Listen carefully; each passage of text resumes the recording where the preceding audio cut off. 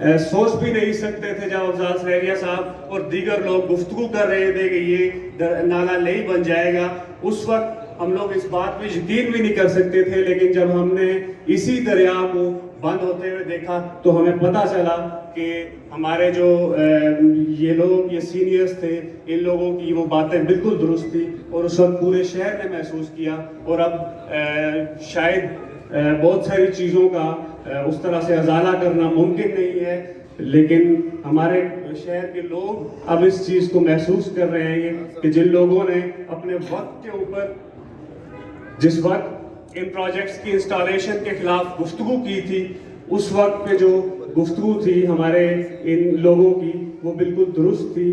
سو افضال سرحیہ صاحب کا قومی جدوجہد کے اندر جو کردار ہے, یا عوامی حقوق کی جدوجہد کے اندر جو کردار ہے, وہ